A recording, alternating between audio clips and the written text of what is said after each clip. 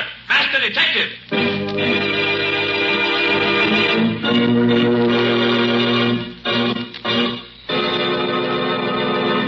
Yes, it's another case for that most famous of all manhunters, the detective whose ability at solving crime is unequaled in the case of detective fiction.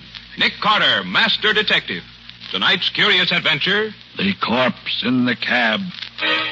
Or Nick Carter and the mystery of the murder in the park.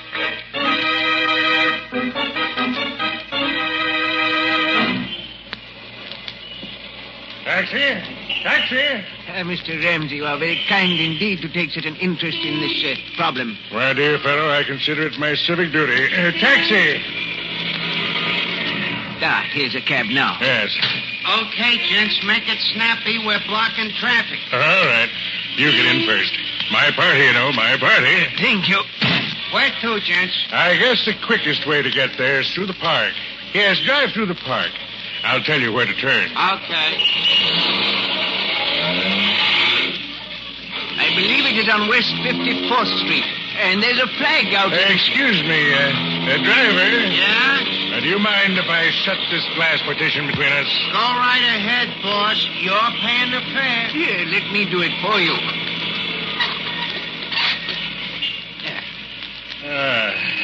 Well, that's better.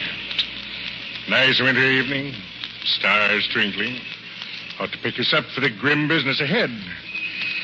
Lucky thing I ran into you. Lucky thing. Yes, indeed, Mr. Ramsey.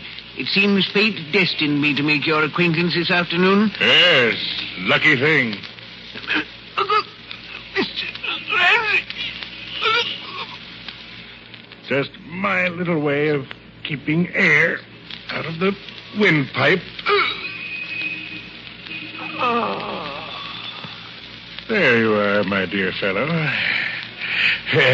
Mighty lucky thing I ran into you tonight.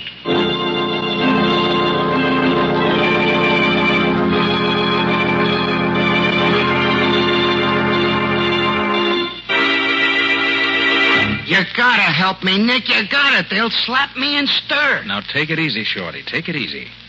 Now, tell me again exactly what happened. Like I said, two guys hail my cab. One of them says to drive through the park. He'll tell me where to turn out. And when you got out of the park? The one guy opens the petition again and says to pull up. He's getting out. He tells me to drive the other guy to the precinct police station. And, Nick, if I hadn't looked around when I came to the intersection and seen what I seen, I'd have driven right up to the bull house with a dead body in my cab. Me, Shorty Bentano. You don't remember what the man looked like, Shorty? In the dark? I ain't got cat's eyes, Nick. Gee, what's that? You are jumpy. And just Patsy buzzing me in the talkback. Oh. Nick, in the inimitable words of Mr. Winchell, my stomach and my backbone are now a twosome. When do we eat? You'll have to order yourself a sandwich, Patsy. We've got work to do. Work tonight? Mm-hmm. And, Patsy, get me police headquarters. Lieutenant Riley. Okay, Nick. You're going to turn me in, Nick? I thought you'd help me. I am going to help you, Shorty. But the sooner the police know about the murdered man outside in your cab, the better it is for you. You're crazy, Nick. I done time. I ain't got a chance. If the cops find that stiff in my buggy, it's curtains for me. I'm getting out of here. Shorty, sit down there. Nick, they'll give me the hot seat for something I never done. No, they won't, Shorty. Not while my name's Nick Carter.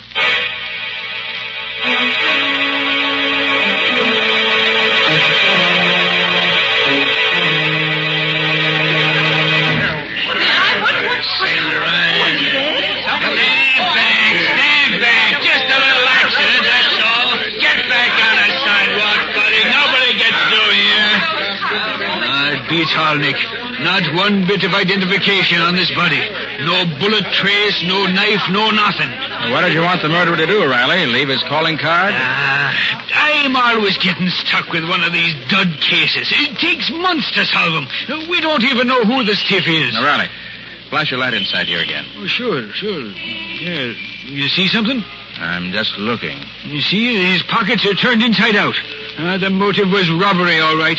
No, Riley, I don't think so. Huh? Doesn't look prosperous enough to rob. Nick, you're always looking for what's not there. That might mean something, too. Now, Riley, evidently the murderer didn't care to have his victim's identity uncovered too soon. Say, what are you looking at his hands for, Nick? Riley, Have your laboratory analyze this white powder under the nail of his right index finger. Well, say, there is something under his fingernail. Yes. I have an idea you'll find it's chalk. Chalk? Well, sure, you're a smart one, Nick. Yeah, with these lily white hands, hey, this guy was a pool player, a professional maybe, huh? Maybe, but don't bank on it. Now, Riley, about Shorty. I'm holding him, Nick. Never fear about that. Now, look, Riley, he's a favorite of me. Don't pull him in yet. Oh, great jumping banshees, Nick. I've got to. Listen, Riley, it had nothing to do with his murder. If he were a party to it, he'd have dumped the body out somewhere, wouldn't he? Well... Certainly he would. Shorty's been on the right side of the fence ever since he got out of the big house. And he's given me a hand on cases from time to time. Yeah, I know. You owe him a favor, and I owe you a barrel of them. Well, that's about it. Well, okay. I'll shut my eyes for 24 hours. No longer, though, mind you. Thanks, Riley. Nick, where are you going? To find a murderer.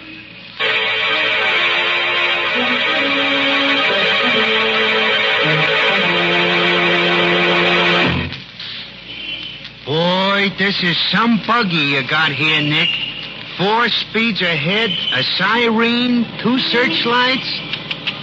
Anytime you need a chauffeur regular, I'll hire on. Like driving my car, huh? It's like handling a baby carriage. Uh-oh, we're turning into 54th Street now, Nick. All right, Shorty. Slow down a little.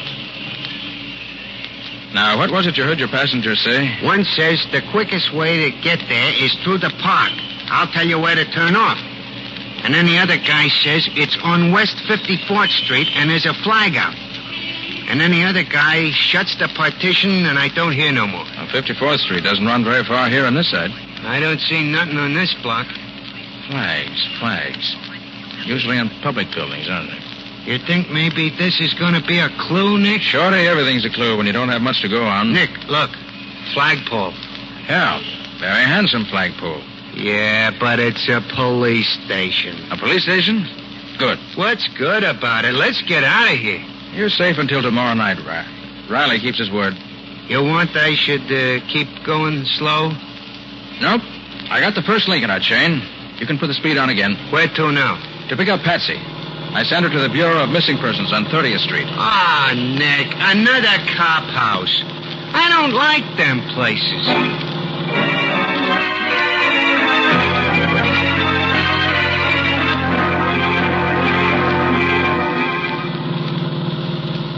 George Day, 2345 Elmhurst Drive, occupation truck driver. When last seen, was wearing gray coveralls. No, he's not the one. Gee, Nick, the guy ain't been missing long enough for anybody to get excited about it. He's only been dead a few hours. I'm playing a hunch, Shorty. Oh. You want me to read the rest of the names on the list, Nick? Wait a minute, Patsy. Hmm? Do you have a school teacher on the list? Yes. How did you know? Never mind. What did he look like? Well, let me see. Here. Ivan Johnson, number 2, St. Anne's Drive. Occupation, professor of ancient history. Good. When last seen, was wearing dark blue overcoat, gray hat, white shirt, blue tie, and always wears pince-nez glasses. Yes. So did our corpse. The glasses were missing at the time, but the bridge of his nose bore prints of them. Boy, I'm glad I'm going straight. Even the dead wake up and talk when Nick Carter gets on the case. Nick, how in the world did you know it would be a school teacher? Well, I didn't for sure. But nose glasses, plus chalk under the nail of the index finger, plus a sensitive face and the general appearance added up to teacher for me when I looked at the corpse. Next, I figured if he were a school teacher, he'd be expected home by 5 o'clock. His wife or family would be unduly worried if he hadn't showed up by 8 or so and would call the Missing Persons Bureau. But who'd want to murder a poor school teacher? One step at a time, Patsy. And we know this much already. Our Mr. Johnson intended going to the 54th Street police station when he and his murderer hailed Shorty's cab. Oh, I see, Nick. Then you think that Professor Johnson was killed because of something he intended to tell the authorities. Mm-hmm. Simple the way he tells it, ain't it? 1, 2, 3. Yes, you're very clever, Mr. Carter.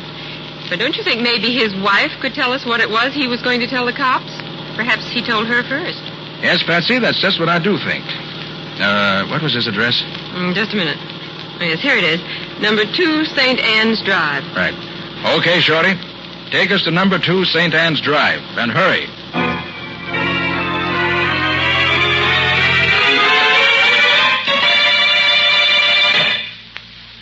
Mrs. Johnson, I'm Nick Carter.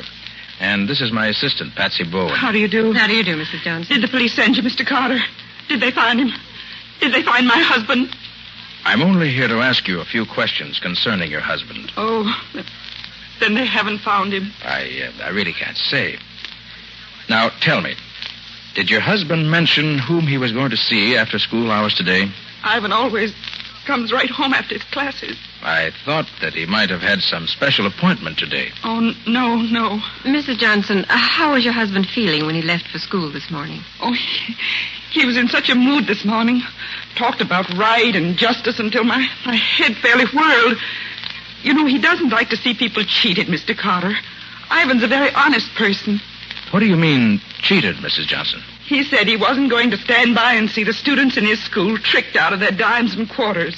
He was going to see right and justice done. The kids are being cheated.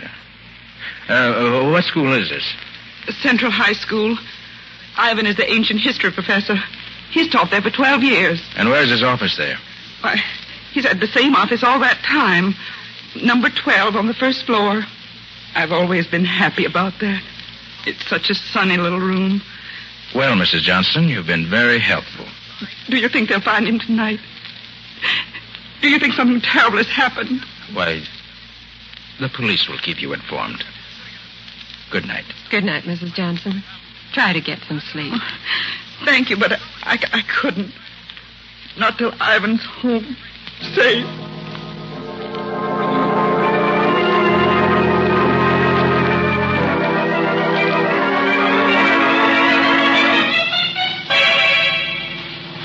Nick, I thought you were going to the school where Professor Johnson taught.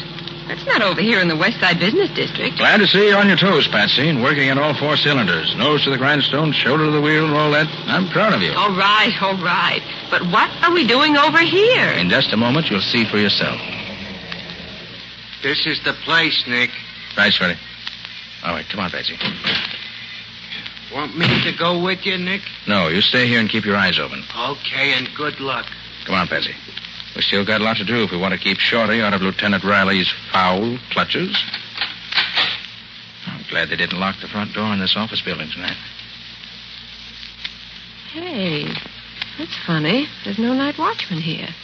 There usually is. Well, Patsy, never look a gift horse in the teeth. No watchman, no trouble. Hey, it's spooky in here. There's one little light in this whole foyer. Wish we'd brought Shorty in with us. He'll do us more good, keeping watch outside. You really think this is where Ivan Johnson was this afternoon? Well, we know Shorty picked him up in front of this building. And this is the only office building in this block. All the rest are warehouses. It's pretty deserted, if you ask me. Mm-hmm. And the elevators, of course, have stopped for the night. And this is a 10-story building.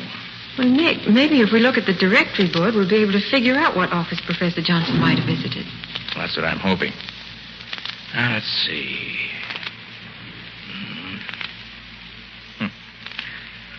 There doesn't seem to be a name on this directory that helps us out at all. There isn't, is there? Oh, Nick, what'll we do? Doesn't take much brain work to figure that one. Maybe we can tell if we have a look at the doors of the offices in this building. So, we'll just have to go from office to office. Now, come on. Let's start climbing.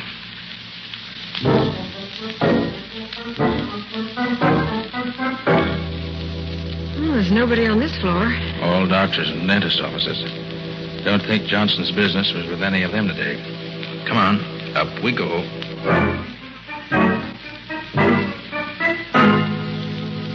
See anything on this floor, Nick? No. Nobody or nothing to interest a school teacher.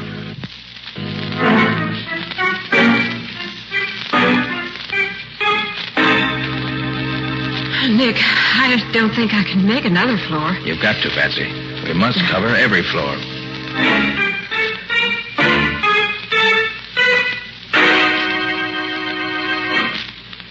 Well, this is the top. Yeah. And we don't know any more than we did before. Nick, this place is as empty as a number 2 ration book. We might as well... What is it? Thought I heard something. Nick, there's someone in that office. Yeah. And yet the lights are out. The name on the door says Gerald Ramsey, promotion counselor. Let's pay him a visit. Stay behind me now. To the left of my flash. All right. And who is flashing that pretty light in my office at this time of night? Mr. Ramsey? That's my name. And yours? Nick Carter. Surely you don't mean that you're Nick Carter, the great detective. That's who he is, Mr. Ramsey. Sorry to bother you, Mr. Ramsey, but my assistant and I were just having a look around this building. Oh, well, too bad the fuse is blowing out of my office here. Or you could have a good look. Who are you after? You don't happen to know of any business in this building that might have dealings with a school teacher, do you? A school teacher? Mm-hmm. Let me see. A school teacher. Why, no, there is. I never heard of it. But then there's such a lot I never heard of. Uh-oh. Oh, you knocked over that whole stack of packages. Oh, I'm so sorry, Mr. Ramsey. I dropped my handkerchief, and I was leaning over to pick it up. Anything breakable in them? No. It's quite all right. Oh, thank goodness for that. Yes, just some things a friend of mine left here until he came back. Just leave them there. I'll take care of them. No, at least let me pick them up. No. Never mind. Just leave them there. They won't mind staying where they are for a while, I'm sure. Well, all right, if you say so. Yes, I do. So you can just run along and continue your search for whatever it was you were looking for. Good evening. Good evening. Now, Patsy, if you're okay, we better be on our way. Sorry we disturbed your reverie, Mr. Ramsey. Reverie. That's good. Really? He was an odd specimen. You think he knows anything, Nick? Well, if he does, he isn't talking. Come on. Oh, gosh, Nick, all that climbing up and downstairs just for nothing. I'm worn out. Maybe it wasn't all for nothing, Patsy.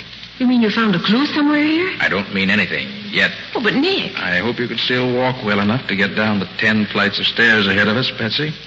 I don't feel quite like carrying you just now. I guess I can make it under my own power. Where to now? Central High School. Time's a-wasting, and we still haven't uncovered a clue to the murder of the man in Shorty's cab.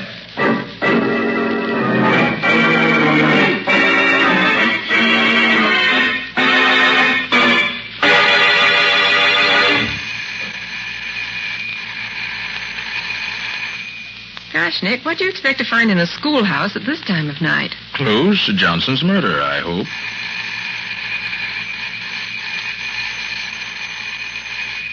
It's no use, Nick. The janitor's not here. I'll have one more try.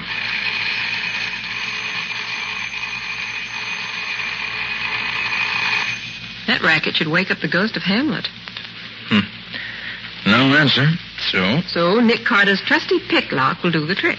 Mm-hmm.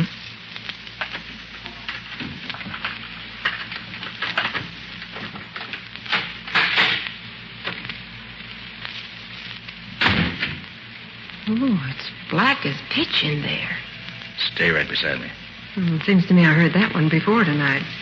And look, Nick. I barked my shins in the dark in that character's office. And so if you don't mind, this time I'd like to see where I'm going. Okay, Patsy. I'll use my flash and keep it down low. Shin height. No, that's better. Now, come on. Better hurry, or our friend Shorty's going to be sitting in the clink with a murder rap pinned on him. Okay. She said his office was on the first floor, didn't she? Yes, number 12. All bright and sunny. Here we are, Nick, number 12. I wish it were bright and sunny in here now. This time we'll just dispense with the formalities of announcing ourselves. Well, the door's open, Nick. Yes, so it is. Come on. Snap on the light, Patsy. Switch is right behind you. Okay. Hey. Well, looks like somebody else has given Mr. Johnson's room a going-over. I'm afraid we got here too late. Papers all over the floor, window wide open. What do you suppose they were looking for? Same thing we are, Patsy. Clues. Except for a different reason. You think it was the murderer? Could be. Wow. What are you reading, Nick? This poster on the wall here. Oh. $1 buys a destroyer, high school students. Subscribe just $1 to the High School Victory League and help buy a destroyer. That's the second time tonight I've seen something like that. Oh, where's my hanky? Need any help? No, I've got one right here in my pocket. There. Hey, wait a minute. Where'd you get this? What? The sticker that came out of your pocket with a handkerchief. Well, I don't know, Nick. Why? Why? It's got the same legend stamped on it that poster has. Victory League. Well, so it has. Did you buy this sticker? No, I buy my destroyers by buying war bonds. Well, think, Patsy. Where did you get it? It was in your pocket with your handkerchief. Well, I don't know, Nick. I never put anything in this little pocket except my handkerchief. I can swear to this sticker. Look out,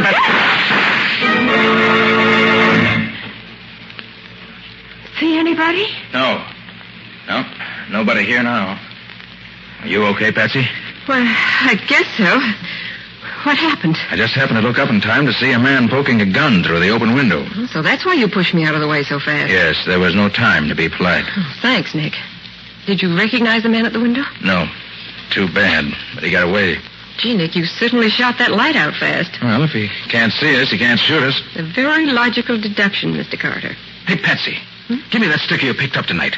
You think it means something to this case? You bet I do. I've just remembered where I've seen one like it. Where, Nick? Never mind now. Well, Patsy, this case is beginning to add up. If I'm not mistaken, the sticker splits it wide open. Come on. I've got a job for you to do, on your own, and right now. That means you've got a job that you're going to do on your own. Right. Now, this is the plan. And if it works, we'll nail our murderer red-handed.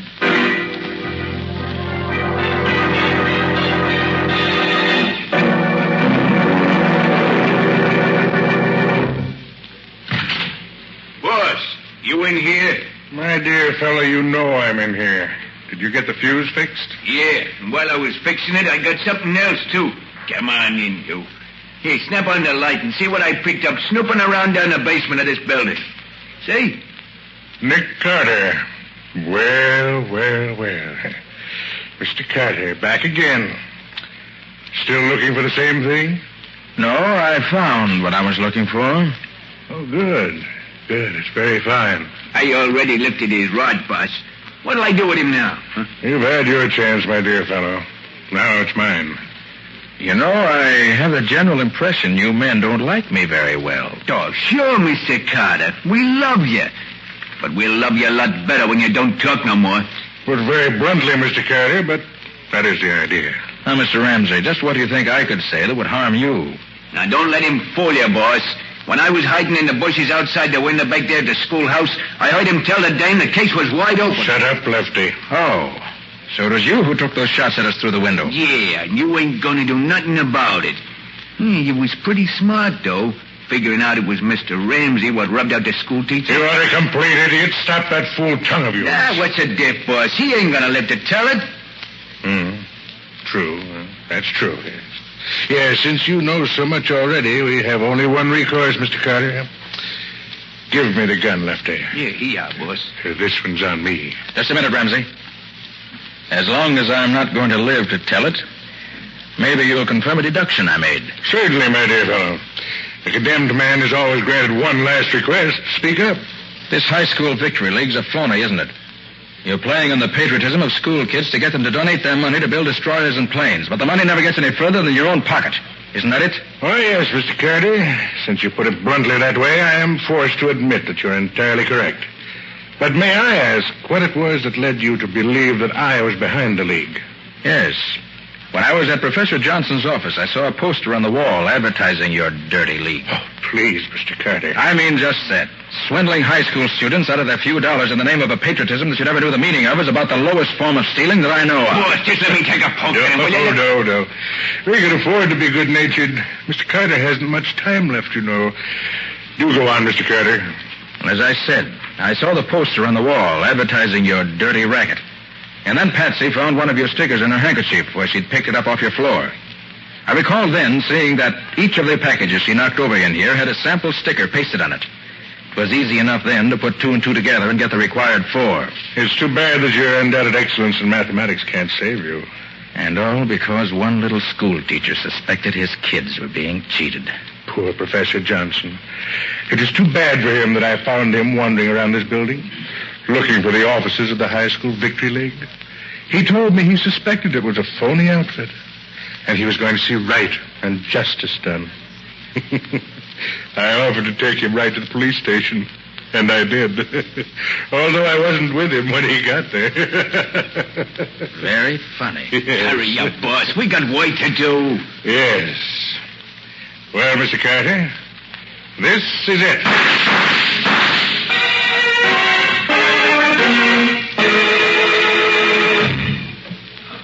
Blast and banshees, Nick. Don't do this to me again. I tell you, my nerves won't stand it. Oh, what's the matter, Riley? You got your men. They're lying on the ground here, howling like stuck pigs. Yeah, sure, but what if I hadn't hit him when he aimed at you, Nick? What if I'd missed? Oh, Nick, your plan worked beautifully. The whole thing. Getting yourself found by Ramsey's henchmen and my getting Riley up here to hear the confession and everything. Yeah, Patsy, but you don't run such a split-second chance of life and death again, Nick. My heart won't stand it. Well, it was worth it. Just to see Ramsey walk into the trap like a bear looking for honey. Hey, Nick. Oh, Shorty, come on in. Take a look at her handiwork. Gee, so that's the bum who tried to frame me to the hot seat. He'll be getting it himself before long, thanks to Nick Carter. Riley, I want to tell you something. Of all the criminals I've tracked down, catching Ramsey gave me the most pleasure. A fellow like that, trading on the patriotism of school kids, is about the lowest rat in the world. Why, bad as the Nazis are, a guy like this is worse. You're right, Nick. You said it, Nick. Well, Riley, you've got all the evidence you need. Mm-hmm. The package of posters in the next room, the package of stickers here, and the confession. Right, Nick. We can take over from here.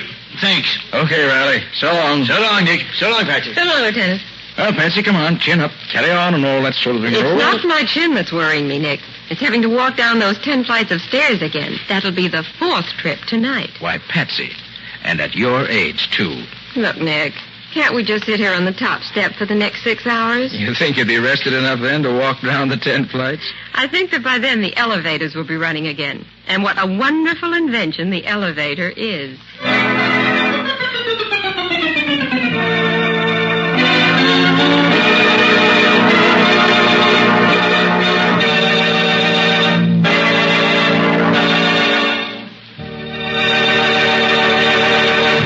This has been another of the strange adventures of Nick Carter, Master Detective, which are brought to you regularly each week at this same time by WOR Mutual.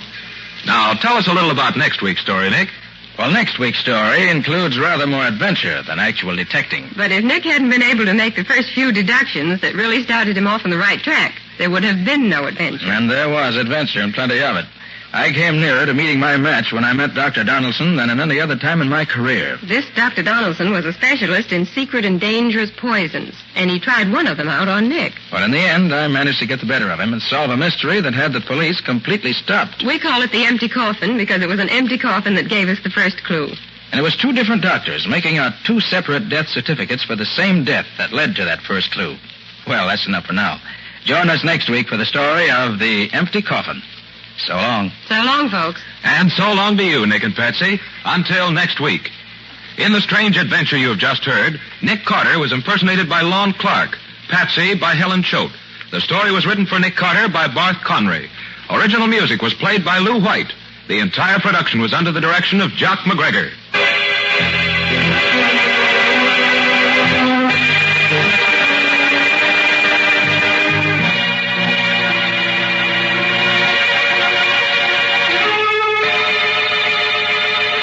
Next week at this same time, listen to another curious experience of Nick Carter entitled The Empty Coffin, or Nick Carter and the Mystery of the Doctor's Poison.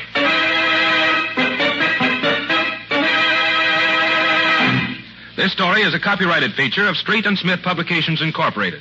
The Return of Nick Carter is produced in the studios of WOR and is broadcast over most of these stations every Saturday evening at 7 o'clock Eastern Wartime.